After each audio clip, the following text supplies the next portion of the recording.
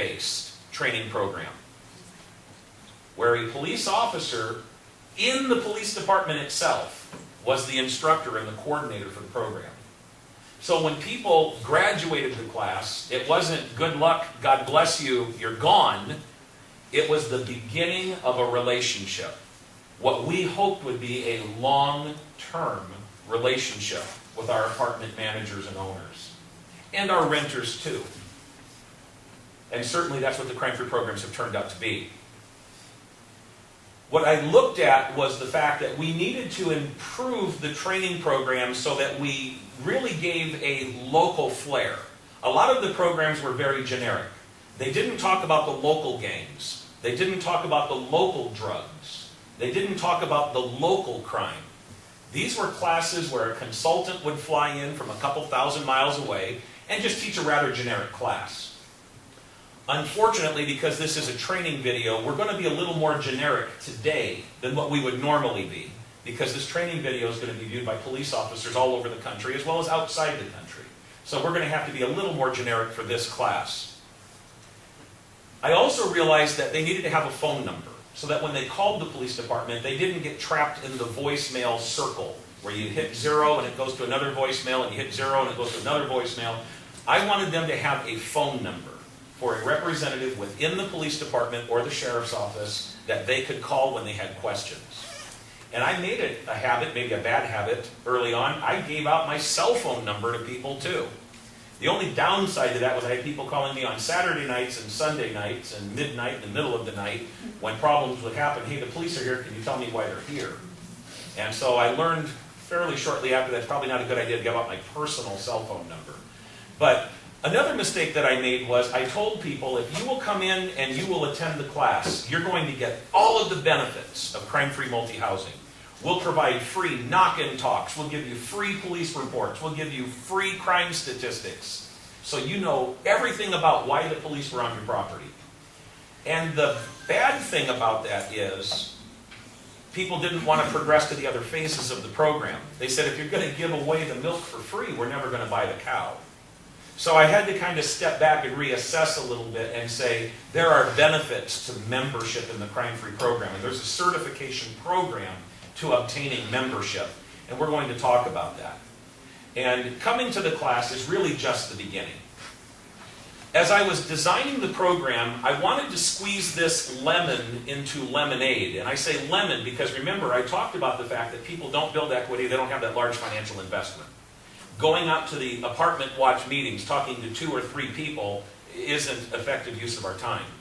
So I wanted to look at how could I turn this coin over, flip it over, and find maybe a positive side.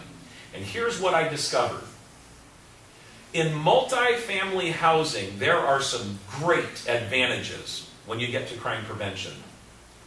For example, if I buy a single-family home, and the person next door to me buys the house, that person next door is a pedophile, a child predator, I can't go over there and say, you are going to have to get out of this neighborhood. We don't want you here. If he buys the house, he's welcome to live there, and there's nothing I can do about it. Not so in multifamily housing. Federal fair housing laws say you may not discriminate against race, color, religion, national origin, handicap, gender, familial status. In some communities, sexual orientation is also a protected class, and you may see a few others. But by and large, those are the federal fair housing guidelines. Now, did you hear me say anything about criminal history? No, you didn't. And here's why. And I'm going to talk about the other side of the lemon in just a moment. No one in this room chose what gender they would be born. No one in this room chose what skin color you'd be born with. No one in this room chose their parents' religion or your national origin. Any of those things. That's why those are protected classes. On the flip side, if you choose to go out and rob a bank, if you choose to cook methamphetamine, if you choose to deal dope, that's a choice. And choices are not protected classes. The Civil Rights Act, when the United States Congress was forming the Civil Rights Act, they specifically looked at the issue of convicted criminals. And they ruled no, they're not going to get protection under the Civil Rights Act. That is a choice. Therefore, you will see people who are convicted felons that are not allowed to hold public office for how long? The class goes faster if you participate. For how long? The rest of their life. They're not allowed to vote for how long? The rest of their life. And they will not have fully paid their debt to society until the end of their life. That's just the way it works. Now, we're not that harsh with the crime-free programs. We never tell property managers, this is what you must do. But we can tell you what the guidelines generally are. And you'll find people that differ on those opinions. And you may even hear some of those opinions today that differ from what I'm about to tell you. What typically I see most apartment managers do, most corporate offices choose to do, is they say if you've been convicted of a felony that's considered to be a threat, that crime is a threat, what we consider to be a threat to our people here, 10 years. Some people will say, no, felony period, I don't care, period, 10 years. Some people will say if it's a misdemeanor in the last 5 years, we're not going to rent to you. Some people will say if it's a misdemeanor that we consider to be a threat to our residents, then we're not going to rent to you. We'll talk a little bit more about this later on, but what I want you to understand is you do have the right. In fact, later on we're going to learn you've got the responsibility to protect your residents from all foreseeable harm.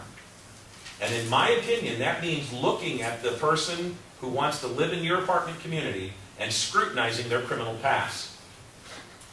So let's keep that in mind as we go. Everything I'm talking about here is legal. Let's talk about the second part of the lemon into lemonade. And this is what's not screening, but eviction. It's called eviction. Eviction is how you forcibly remove somebody from their apartment. Now, it's not physically removing them, it's judicially through the courts. Some people misunderstand the crime-free program, and they misunderstand the crime-free lease addendum. They think that a person can be evicted without their right to due process. That is not the case. Any person who is being evicted from their apartment has the right to due process. They have a right to stand up in front of a judge and say, I didn't do that. And the property manager or the police officer says, yes, you did. They said, did not, did too, did not, did too. Now, what I want you guys to understand is civil court is quite a bit different than criminal court. When you think of criminal court, you're going to think of Perry Mason, Hamilton Berger, the judge, the jury. That's criminal court. We have to tip those justice scales about 99.9%. Proof beyond a reasonable doubt. Civil court doesn't work that way. When you think of civil court, I don't want you to think of Perry Mason and Hamilton Berger. I want you to think of Judge Judy. That's the way civil court works. You tell your side of the story, they tell their side of the story. The judge weighs it out, and if you can tip the scale 50.01%, you win. It is a mere preponderance of evidence. You win. Now, here's the way evictions are a benefit to crime-free multi-housing, and why evictions are a benefit to multifamily housing as opposed to single-family housing. If I live in a single-family home, and there's lots of loud parties next door, traffic in and out of that house, people parking up on the lawn, beer cans all over the yard, I can't go next door, knock on the door and say, you need to move out of this neighborhood. Again, if that person has bought the house, I can't do anything about it. That's not true in multifamily housing. If you serve a notice of non-compliance to a resident, in Arizona, it would be a 10-day notice. You've got 10 days to cure the problem. Now, Arizona, I don't know how it happened. They never really created a specific notice for noise. They just kind of said, use the 10-day notice. Well, the 10-day notice was really designed, somebody's got a dog, they're not supposed to have the dog. And you give them a 10-day notice, you've got 10 days to get rid of the dog, or you're all gone in 10 days. On the 11th day, if the dog is still there, then you go down and you get your special detainer action and you evict everybody. Okay? The judge says, you're out of here. And your little dog too, right? That's what they say. Now, if you